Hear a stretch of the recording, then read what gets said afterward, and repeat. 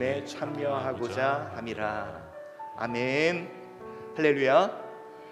오늘도 하나님의 크신 은혜와 사랑으로 승리하는 저와 여러분 되시기를 축원합니다. 여러분, 우리 다시 가슴 뛰게 사랑합시다. 다시 기대합시다. 다시 소망합시다. 새 일을 행하시는 하나님을 신뢰하시기 바랍니다. 오늘 우리가 함께 나누는 고린도전서 9장 15절로 23절까지 말씀은 다시 부드러운 반죽으로 라는 제목으로 말씀의 은혜를 나누도록 하겠습니다. 여러분, 하나님이 새 일을 행하심을 믿습니까? 정말 궁금해서 그렇습니다. 여러분, 우리가 아니라 그가 새 일을 행하고 계심을 믿습니까? 여러분, 우리 하나님께서요, 우리 교회, 우리 가정, 우리 자녀들, 우리 사업장 반드시 새 일을 행하실 겁니다. 왜냐하면 여러분 보세요. 새로운 환경과 새로운 상황, 하나님이 일을 안 하시냐? 아니요.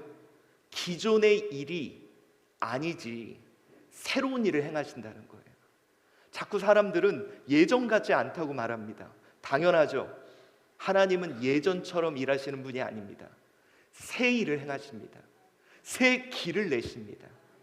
그런데 문제가 있습니다. 하나님은 새 일을 행하시는데 나 그 새 일에 쓸만한 사람인가? 라는 거예요. 여러분, 이것이 정말 중요합니다. 왜 그러냐? 이스라엘 백성들이 가나안에 들어갈 때 여러분, 그 광야에서는요 그냥 불기둥과 구름기둥 따라가기만 하면 됩니다. 그런데 가나안에 들어가서는 그들은 새 일을 행해야 돼요. 가서 싸우고 정복하고 쟁취해야 됩니다.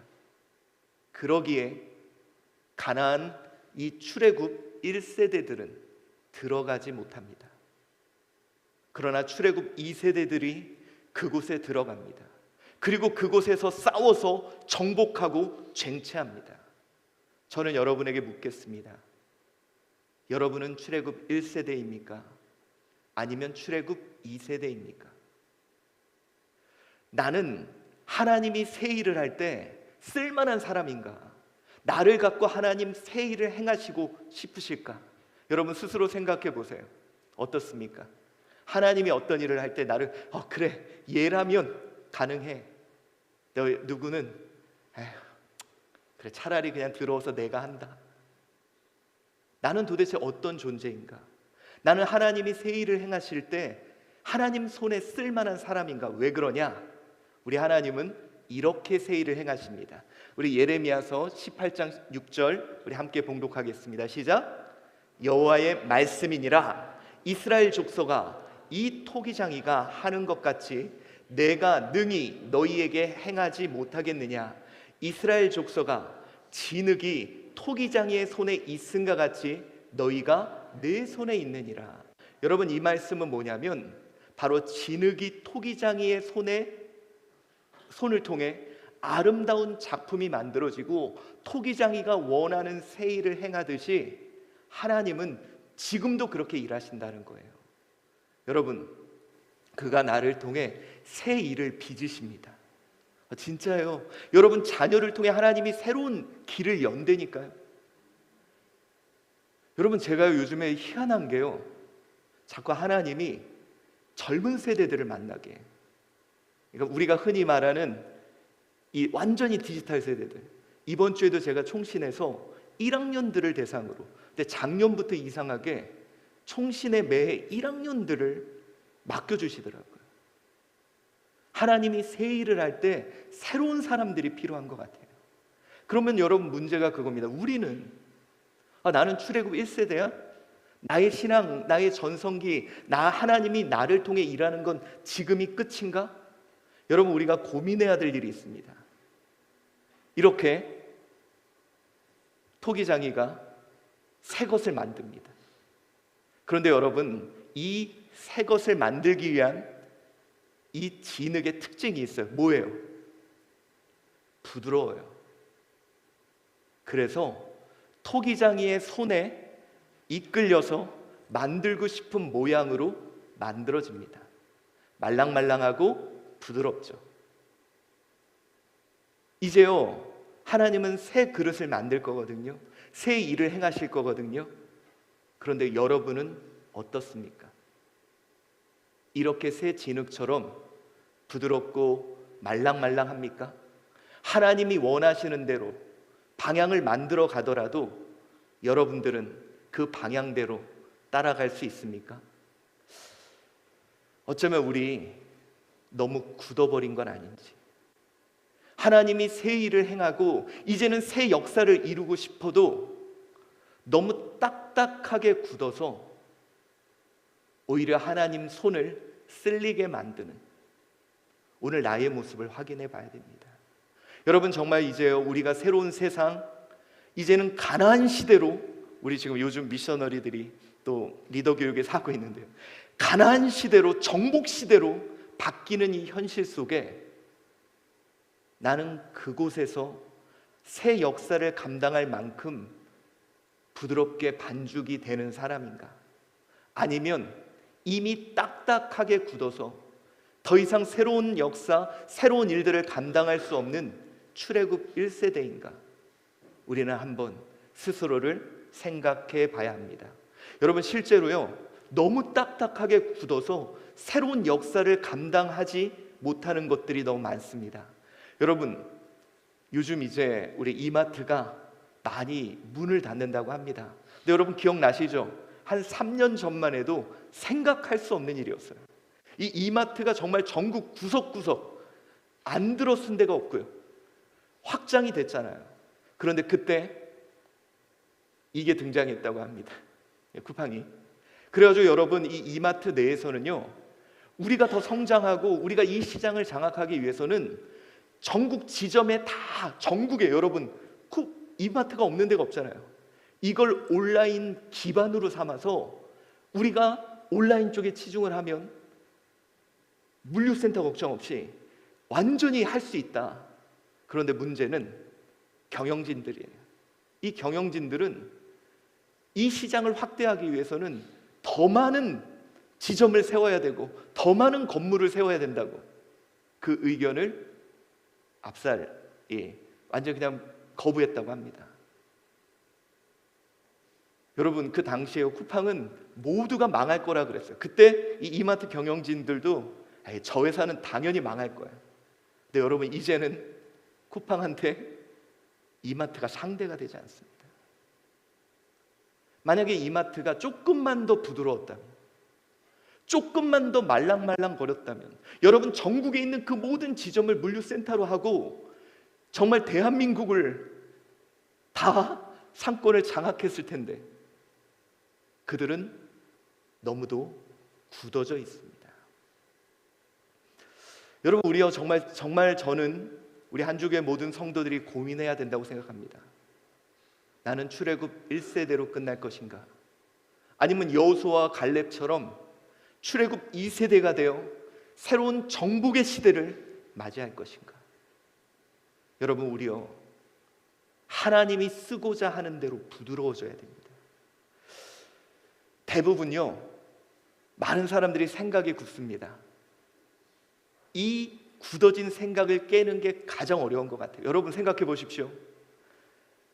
하버드 대학을 자퇴하고 하겠다고 했던 마이크로소프트 창업자 누굽니까? 빌 게이츠.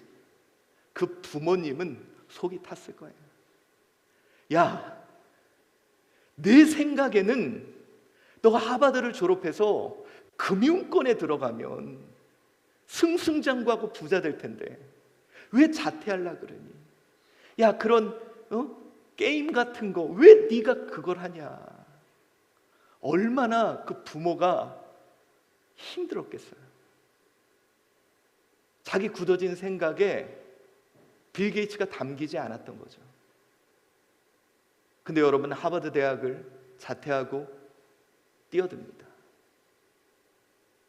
저는 여러분, 오늘요, 내가 굳어져 있는 건 아닌지, 그래서 하나님이 일하시려고 해도 내 스스로 오히려 나만 불편하고 나만 힘든 건 아닌지, 여러분, 우리요, 다시 부드러워져야 됩니다. 우리 다시 말랑말랑해져야 됩니다. 왜요? 이제 새로운 시대가 펼쳐질 겁니다. 여러분, 우리 새로운 시대를 맞이해야 됩니다. 여러분께 묻습니다. 여러분은 출애굽 1세대입니까? 아니면 출애굽 2세대입니까? 이제 여호수아와 갈렙처럼 출애굽 1세대들을 경험한, 여러분, 출애굽 1세대들을 경험한 그 경험이 출애굽 2세대에서는 지도자가 되어서요, 그 새로운 시대의 정복에 앞장서는 인물들이 됩니다. 다시 한번 묻습니다. 여러분은 출애굽 1세대로 머물 겁니까? 아니면 출애굽 2세대로 머물 겁니까? 그런데 여러분, 하나님은 항상 너무 안타까운 거예요. 자, 에스겔서 3장 7절 우리 한번 읽어봅시다. 시작. 그러나 이스라엘 족속은 이마가 굳고 마음이 굳어 내 말을 듣고자 아니하니리. 이는 내 말을 듣고자 아니함이니라. 자기 생각이 꽉 차서요, 하나님의 이야기를 더 이상 듣지 않는 거예요. 옛날에 하나님이 이렇게 말씀하셨잖아요. 옛날에 하나님이 이렇게 하셨잖아요. 그래서 여러분, 그들 앞에 이제 새로운 역사, 이 포로기, 새로운 하나님의 역사를, 이제 하나님이 여실 새로운 일들을 감당하려고, 그 열왕기에서 새로운 역사를 감당하시려고 하나님의 이야기조차 듣지 않아요. 굳어져 버린 거죠. 자, 여러분, 오늘 본문의 말씀이 그렇습니다. 고린도전서 9장 15절로 23절까지 말씀을 보면, 자, 20절에 이렇게 시작합니다. 읽어보겠습니다. 시작. 유대인들에게 내가 유대인과 같이 된 것은 유대인들을 얻고자 함이요, 율법 아래에 있는 자들에게는 내가 율법 아래에 있지 아니하나 율법 아래에 있는 자같이 된 것은 율법 아래에 있는 자들을 얻고자 함이요. 아멘. 자, 오늘 본문의 말씀이 의미가 있습니다. 여러분, 이 9장 우리 지난 시간 배웠죠. 고린도 성도들이 바울의 사도성을 의심합니다. 아니, 야, 다른 사도들은 다 이런데, 다른 사도들은 그런데 너는 왜 그래? 다른 사도들은 이렇게 하는데 왜 너는 그렇게 해? 이러면서 바울의 사도성을 의심하는 것 중에 하나가 뭐냐? 사도의 권리를 사용하지 않는다고. 야, 다른 사도들은 가면 다 교회마다 제공해주고 그러는데 너는 안 그렇잖아. 야, 다른 사도들은 다 이렇게 하는데 너는 안 그렇잖아. 너 사도 아니야. 그리고 두 번째가 뭐였냐? 바울, 너가 예전에 얘기했잖아. 할례 받지 않아도 된다며. 근데 왜 너는 또 그곳에서 또 디모데 할례 시키고, 너는 왜 그래? 네가 말한 대로 안 하잖아. 이런 문제가 또 그들에게 제기된 거죠. 오늘 바울은 이야기합니다. 나는 율법 아래 갇힌 자 아니야. 난 자유인이야. 그런데 내가 유대인들에게는 유대인같이 된 것은, 자, 유대인에게는 유대인 노릇을 한다고 합니다. 여러분, 바울의 행동이 불편한 거예요. 다양하게 불편했을 겁니다. 왜? 유대계 그리스도인들은, 아니, 이방인들에게 바울은 너무 자유롭잖아. 내 생각에는 신앙생활 저렇게 하면 안 되는데 불편한 거예요. 내 생각에는 바울이 저렇게 하면 안 되지, 불편한 거예요. 또 헬라인들은, 아니, 바울이 분명히 얘기했잖아. 할례 안 해도 된다며. 근데 너는 왜 유대 사람들 만나면 율법을 지키고, 왜 예루살렘에 갔을 때 왜 그러고? 그러니까 바울의 모습을 보면서 자기가 불편한 거예요. 자, 여러분, 제가 여러분에게 한 가지 말씀드릴게요. 앞으로 이제 여러분 되게 불편해질 겁니다. 미리 말씀드리겠습니다. 앞으로 아주 많이 불편해질 거예요. 왜? 여러분, 사람은요, 내 생각과 다르면 무조건 불편해요. 근데 여러분, 제가 한 가지 더 말씀드릴게요. 그래도 꼭 인내하십시오. 자, 그 이유를 말씀드릴게요. 오늘 여러분 사도신경 우리 목소리 이렇게 나와서 하죠. 제일 처음에 했을 때 여러분 이상한 거 못 느꼈습니까? 사도행전 우리가 이렇게 성우가 말해주고 우리가 그걸 따라할 때 느끼셨죠? 뭐냐? 하다가 어느 중간에 빨라져. 그거 다 느끼셨죠? 그래서 이거야. 근데 여러분 요즘 중간에 빨라진다는 게 느껴져요? 안 느껴져요? 안 느껴지죠? 제가 그걸 임재치 사님한테 맡겨서 수정을 안 했습니다. 그냥 우리가 그동안 해오던 사도신경 속도와, 근데 여러분 그게요 빨라진 게 아니라 원래 우리가 그 부분을 느리게 했던 거예요. 근데 어느 순간 우리도 모르게 이게 익숙해지고 이게 정상처럼 들려요. 그게 느껴지죠 여러분? 지금 요즘 사도신경 나오는데 빨라진다고 별로 잘 못 느끼겠잖아요. 다시 한번 말씀드립니다. 여러분 많이 불편할 거거든요. 조금만 참으세요. 그게 또 익숙해질 겁니다. 왜 제가 이런 말씀을 드렸냐? 문제는 우리는 너무도 쉽게 굳어져 버린다는 거예요. 이게 무섭습니다. 너무도 쉽게 굳어져 버린다. 자, 고린도전서 9장 18절 말씀 봉독해 보겠습니다. 시작. 그런즉 내 상이 무엇이냐? 내가 복음을 전할 때 값없이 전하고 복음으로 말미암아 내게 권리를 다 쓰지 아니하는 것이 이것이로다 라고 바울은 말합니다. 내게 있는 권리를 다 쓰지 아니한다 라는 표현을 써요. 근데 여러분 바울이 의도적으로 이 권리, 엑스시아, 권능, 근데 여러분 이 단어는 바울이 쓰지 않으려고 했던, 오히려 너희들이 말한 그 권리 나 그거 쓰지 않는다 라는 표현이에요. 엑스시아, 권리, 권한, 힘, 하나님께 쓰는 단어거든요. 바울이 좀 의도적으로 너희들이 말하는 그 권리 그거 난 쓰지 않는다 이런 의미를 갖고 있습니다. 여러분 이게 무슨 의미일까요? 다시 한번 봅시다. 이스라엘 백성들은 바울이 사도로서 당연히 그 권리를 써야 된다고 생각합니다. 야, 사도들은 원래 교회마다 갈 때마다 그 사람들이 모든 걸 제공해주고 모든 걸 해야 돼. 이게 당연한 권리야. 근데 너는 그렇지 않아. 그러니까 너는 사도가 아니야. 그들이 생각하고 있는 사도의 개념과 바울은 너무도 다른 거예요. 여러분 제가 목회하면서 제일 많이 들은 소리가 그거였습니다. 다른 교회는 이렇게 안 하는데, 다른 목사님은 이렇게 하는데.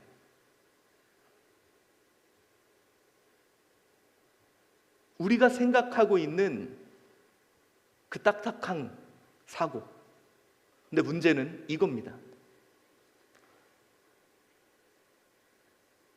그게 언제부터 당연한 권리였죠? 한번 잘 생각해 보세요. 사도들이 교회마다 가서 공개받고 거기서 이제 하는 것, 그게 언제부터 당연한 권리였죠? 바울이 얘기하고자 하는 게 그겁니다. 자, 너희들이 지금 내가 사도 같지 않다는 그 기준, 그 생각, 그런데 그게 언제부터 권리였냐는 거예요. 한번 제가 여러분에게 묻고 싶어요. 여러분 어떤 교회는요 예전에 교회에서 드럼을 쓰면 안 된다고 합니다. 피아노만 해야 된다 그래요. 그럼 여러분 피아노가 언제부터 그런 권리였죠? 초기에는요 오르간, 피아노는 술집 악기라고 못 쓰게 했습니다. 오르간으로 해야 된다는 거예요. 또 어떤 예전에는요 야, 왜 요즘 복음성가냐, 찬송가 해야지. 여러분 예전에는 우리 개혁주의는 원래 시편만 찬양하게 되어 있습니다. 그래서 일부 사람들이 처음 찬송가 나왔을 때 이건 찬송 아니라 그랬습니다. 그게 언제부터 권리, 당연한 거가 되었죠? 자, 여러분 우리 생각해 보자는 거예요. 오늘 바울을 비판하고 바울의 사도성을 의심하는 사람들은 자기가 생각하고 있는 그 생각, 당연하다고 하는 그것, 근데 바울은 얘기합니다. 그게 언제부터 당연한 권리였냐.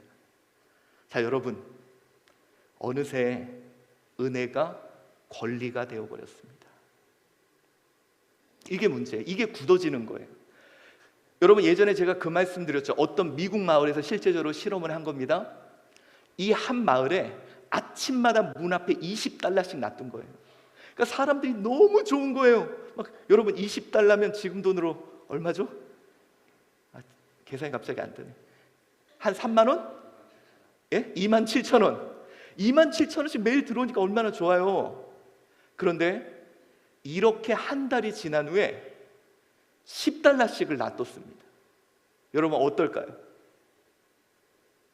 감사합니다 이럴까요? 20달러 어디 갔냐고, 이거 왜 안 주냐고 사람들이 항의하기 시작한 거예요. 근데 여러분, 그냥 나한테 준 게 은혜 아닌가요? 근데 내 생각에 이 은혜가 너무도 빨리 권리가 돼버린다는 거예요. 이 은혜가 너무도 빨리 내 생각에 당연한 것이 돼버린다는 거예요. 오늘 고린도 성도들이 그거예요. 자기들에게 하나님이 구원의 은혜를 주시고, 그래서 이 모든 것이 어느새 내가 주장할 권리가 돼버렸다는 겁니다. 여러분, 우리 부당거래에서 아주 유명한 명언이 나오죠. 호의가 계속되면 권리인 줄 안다. 이제는 어느새 당연한 나의 권리예요. 당연한 나의 주장이에요. 여러분, 이스라엘 백성들이 그랬습니다. 자, 율법주의자 바리새인 서기관들, 대제사장들, 그들에게 하나님이 율법을 주셨습니다. 이 율법은 뭐냐? 하나님과, 이 죄 많은 인간이 하나님과 유일하게 소통할 수 있는 은혜였어요. 은혜로 주어진 거예요. 그런데 어느덧 이 은혜가 그들의 주장이 되었고 그들의 생각이 되어버렸습니다. 그래서 이 은혜에서, 이 주장, 자기 생각에서 벗어난 예수 그리스도는 죽여야 되는 대상이 된 거죠. 혹시 여러분들이 지금 그렇지 않나요? 내 생각과 다르면 죽여야 된다. 이게 대제사장과 서기관의 모습과 똑같습니다. 여러분, 제가 정치 얘기는 안 하는데 한 가지는 말씀드릴게요. 내 생각과 다르더라도 죽이려 하지 마십시오. 그거 죄입니다. 여러분, 정치는 인간의 죄성으로 나온 게 정치예요. 뒤에 얘기하겠지만 여러분, 우리가 정치를 하는 이유가 뭡니까? 대한민국이 하나님 안에서 부강해지는 거예요. 우리가 자꾸 잊어버리고 있습니다. 자, 여러분, 은혜가 어느새 권리가 돼버렸습니다. 그리고 자기 생각에 그게 맞다고 주장하기 시작해요. 그리고 너무도 굳어져 버렸습니다. 사랑하는 성도 여러분, 우리 다시 부드러워져야 됩니다. 우리 어쩌면, 제가 아까 말씀드렸죠, 앞으로 이제 우리 불편한 일 무지하게 생긴다고. 이제는 여러분 진짜 불편할 거예요. 왜? 하나님이 새로운 시대 새 일을 행하실 텐데, 어쩌면 내가 갖고 있는 생각, 내가 갖고 있는 주장, 이것 때문에 나만 불편해. 왜? 하나님이 자꾸 만들려고 그러는데 나는 그 모양대로 안 되니. 여러분 보세요, 그래도 하나님이 쓰실 수 있습니다. 이거 어떻게 쓸까요? 예? 그렇죠. 조각칼로 자르기 시작합니다. 제가 여러분들에게 선택지를 드리겠습니다. 하나님이 나한테 칼 대시는 게 좋아요? 부드러운 손을 대시는 게 좋습니다. 우리 좀 부드러워져요. 그러면 제가요, 오늘 바울이 얘기하는 게 그겁니다. 그렇다면 우리가 부드러워질 수 있는 방법이 있습니다. 그 방법이 뭐냐? 어떻게 우리가 부드러워질 수 있느냐? 바울이 끊임없이 하는 얘기를 들어봐야 돼. 우리 오늘 22절입니다. 시작. 약한 자들에게 내가 약한 자 같이 된 것은 약한 자들을 얻고자 함이요, 내가 여러 사람에게 여러 모습이 된 것은 아무쪼록 몇 사람이라도 구원하고자 함이니. 자, 여러분, 이 말에서요, 혹시 여러분, 우리가 오늘 읽은 본문에서 제일 많이 나온 구절이, 단어가 뭔지 아세요? 얻고자 합니다. 이걸 바울이 지속적으로 얘기하고 있습니다. 그 얘기가 뭐냐? 아무쪼록 몇 사람이라도 구원하고자 한다는 것이 가능하다면 몇 사람이라도 구원하고자 하는 것이 우리의 목적이다라는 거예요. 여러분, 이게 뭘까요? 중요한 목적을 바울은 잊지 않았다는 거예요. 그들은 이겁니다. 야, 바울, 너 사도가 사도의 권한, 사도 같아야지. 야, 바울, 너 사도가 이렇게 해야지. 근데 여러분, 사도가 왜 있어야 되죠? 사도의 목적이 뭐죠? 영혼 구원이에요. 여러분, 이제요, 우리가 가졌던 그 옛날은 그 방식이 영혼을 구하는 방식이었거든요. 근데 바울은 말합니다. 내가 유대인들에게는 유대인 노릇을 해서라도 나는 유대인 구원할 거야. 나는 헬라인들에게는 헬라인 노릇을 해서라도 헬라인 구원할 거야. 그 목적을 기억한다면 우리는 말랑말랑한 부드러운 반죽이 될 수 있다는 거예요. 여러분, 중요한 목적을 위해 다시 뭉개져야 됩니다. 여러분, 이거는 이제 앞으로요, 아마 이제 5월 한 둘째 주 정도부터 제일교회랑 한주교회랑 이제 우리 공동회에서 통과가 된다면 함께 예배를 드릴 겁니다. 여러분, 두 교회가 하나의 비전을 갖고 나간다? 말은 좋지만 되게 불편할 겁니다. 자, 첫째, 지금 여러분이 앉았던 자리에 갑자기 그분이 와서 앉아요. 그럼 내가 지금 몇십 년을 앉았던 자리를 뺏길 수도 있어요. 밥 먹는데 사람이 부족해가지고 내가 딱 옛날에는 그냥 항상 내 자리가 여기 옆에 있었잖아요. 근데 거기 누가 앉아있을 수도 있어요. 불편할 거예요. 그러면 여러분 분명히 옛날이 좋았는데, 여러분 우리 한주교회 얼마나 좋습니까? 언제든지 와도 자리가 있잖아요. 그렇죠? 그러니까 여러분 우리 늦게 와도 편하잖아요. 언제든지. 근데 여러분 어쩌면 늦게 오면 자리가 없어서 지하에서 TV로 예배를 드릴 수도 있어요. 그때 여러분 생각하겠죠. 옛날이 좋았는데. 여러분, 제가요 이제 한 많은 분들은 안 오시지만 이제 그분들이 오실 때 자리 조정을 좀, 공간 조정을 해야 되겠다. 그리고 이제 무슨 회의에서 그 얘기를 딱 했더니 안 됩니다. 저희 벌써 오래전부터 해서 불편해지는 거예요. 이제 시작이 될 거예요. 근데 여러분, 그때 우리가 잊지 말아야 될 것이 있어요. 왜 우리가 하나가 되려고 그러지?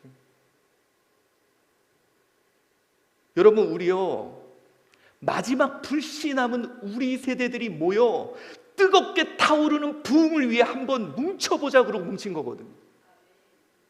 그거를 생각한다면 그래, 자리 하나 내줄 수 있지. 그거 생각한다면 그래, 뭐 여러분, 우리요 이렇게 넓은 자리에 있는 거 은혜 아니에요?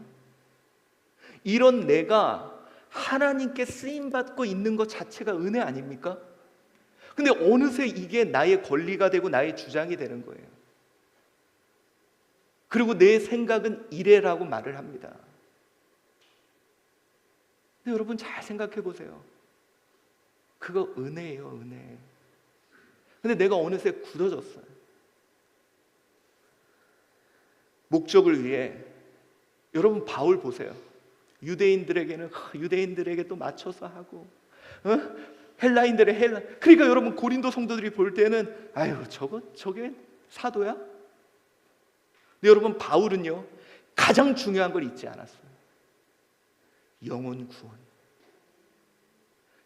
구원. 이거라면 나 유대인 노릇할 거야. 이거라면 나 헬라인 노릇할 거야. 그래서라도 한 명이라도 더 구원한다면, 그래서라도 한 영혼이라도 더 살린다면 나 그렇게 할 거야. 그렇게 오늘 바울은 부드러워졌습니다. 여러분, 제가요 이제 우리 한주교회 새로운 시대를 맞이할 겁니다. 진짜요, 여러분. 이전 것은 지나갔으니 새 것이 될 것입니다. 그런데 여러분, 되게 불편할 겁니다. 내 생각과 내 주장과 내 은혜가 권리가 된 사람들은 아주 불편할 거예요. 그럴 때 여러분 우리 왜 자꾸 제가 그 얘기를 할까요? 제가 불편해요. 솔직히 여러분이 까놓고 얘기합시다. 누가 제일 불편할까요? 진짜 여러분 잘 생각해요. 누가 제일 불편할까요? 저 없던 원로 목사님도 생깁니다. 예? 장로님 한 분 더 생기고요. 은퇴 장로님도 더 많이 생깁니다. 솔직히 누가 불편할까요? 여러분 잘 생각해 보세요. 그런데 그럴 때마다 저는 바울이 왜 매 구절마다 얻기를 위함이다, 얻기를 위함이다, 얻기를 위함이다라고 계속 쓴 이유가 뭘까요? 제일 중요한 거 잊지 말자. 이거라면 사랑하는 성도 여러분, 제가 다시 말씀드립니다. 불편할 거거든요. 근데 마지막 불씨가 남아있는 자들이 한 번 모여서 뜨겁게 타오르겠다면 그 정도 감수해야죠. 마지막 우리 교회가 좋았으면, 예수님이 이 땅에서 사람들에게 높임을 받았으면 하는 그 안타까운 마음이 있는 자들이 마지막 모이겠다면 우리 그 정도 감수해야죠. 오늘 바울이 그 얘기를 하는 겁니다. 너희들이 뭐라 그래도 나는 그 한 영혼을 구원하기 위해 그렇게 할 거야. 여러분, 예수님도요, 이 제자들이 이제 어떤 얘기를 하냐면, 이제 요한이 옵니다. 예수님, 아니 어떤 사람이 예수님 이름으로 귀신을 쫓아내고 그리고 우리는 따르지 않는데 이거 어떻게 해야 됩니까? 왜냐? 우리가 원조인데, 내가 예수님 제자고 예수님 원조인데, 아니 쟤는 예수님 따르지도 않는 애가 막 예수님 이름으로 막 귀신을 쫓아내고 있으니 이거 어떡합니까? 그때 예수님 뭐라 그래요? 예수께서 이르시되 금하지 말라. 너희를 반대하지 않는 자는 너희를 위하는 자니라. 여러분, 여기서 반대하지 않는다는 건 뭐예요? 하나님 나라 확장과 영혼 구원을 위한 거라면, 그거에 반대하지 않는 자라면 너희를 위하는 자야.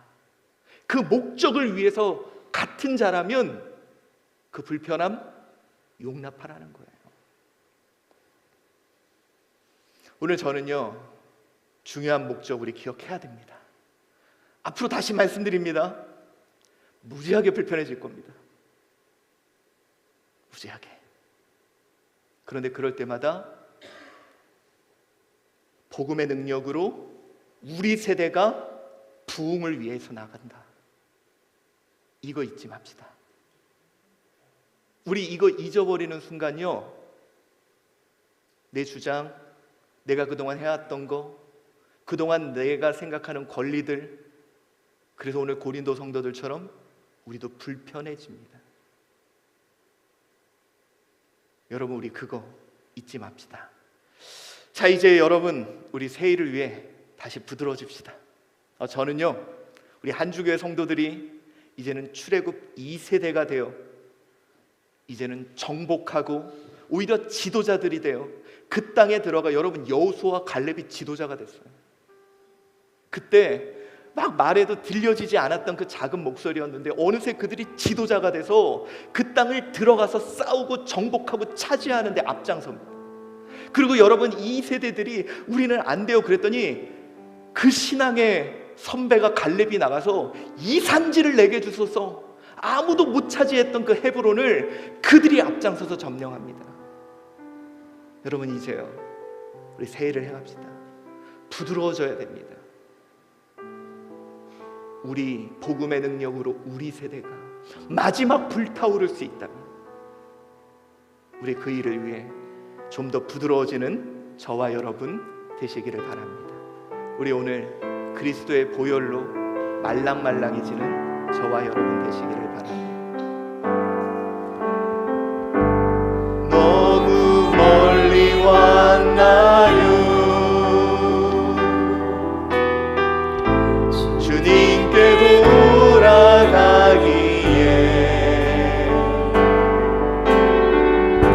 사랑의 주님 그 품을 떠나 내 영혼 잃어버렸네.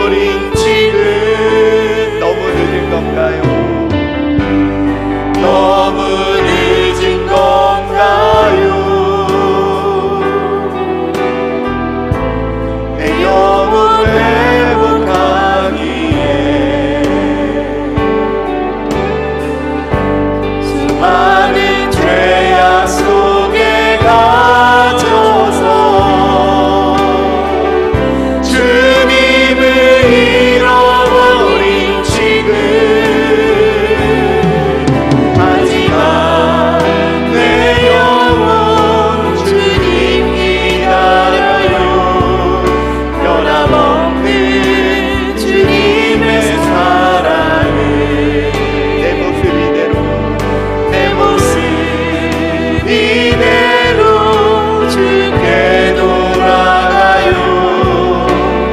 나의 손을 잡아주소서.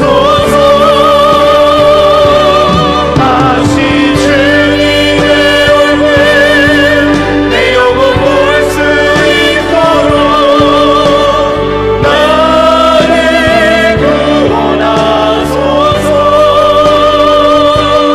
다시 주의 임재 가운데 내 영혼 살 수 있도록. 하지만 내 영혼 내 영혼 주님 기다려요. 변함없는 주님의 사랑 내 모습 이대로 주께 돌아가요.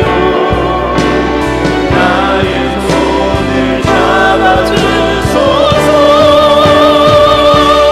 다시 주님의 얼굴 내 영혼 볼 수 있도록 나를 구원하소서. 다시 주의 임재 가운데 내 영혼 살 수. 다시 주님의 얼굴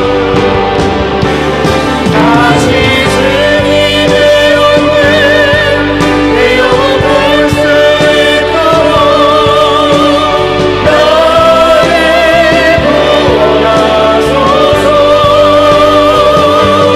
다시 주의 임재 가운데 내 영혼 살 수 있도록. 여러분, 우리 오늘 이 시간 기도합시다. 정말 우리 한주교회가 또 여러분의 가정이, 여러분의 삶이 이제는 시대가 바뀔 겁니다. 이제는 정복의 시대가 될 거예요. 여러분, 이 때를 위해 우리 가장 중요한 걸 기억합시다. 우리 가장 중요한 것 위에는 말랑말랑해져야 됩니다. 부드러워져야 됩니다. 여러분, 우리 오늘 이 시간 새로운 시대를 감당할 수 있는 내가 될 수 있기를 우리 오늘 이 시간 하나님께 기도하겠습니다. 사랑의 남자 하나님, 오늘 주님 앞에 나왔습니다. 하나님 아버지여, 우리 너무나 굳어져 버린 것은 아닙니까? 내가 생각하는 것은 이것인데, 내가 봤을 때는 이것이 맞는데, 하나님, 그러나 하나님 손에 이끌리어 아버지여, 이제 새로운 역사, 새로운 일, 하나님이 하실 그 새로운 일에 감당할 수 있는 나이가 된 것인지 하나님, 오늘 나의 모습을 돌아보게 하여 주시옵소서. 하나님, 이제 우리 한주교회가 새로운 시대를 맞이합니다.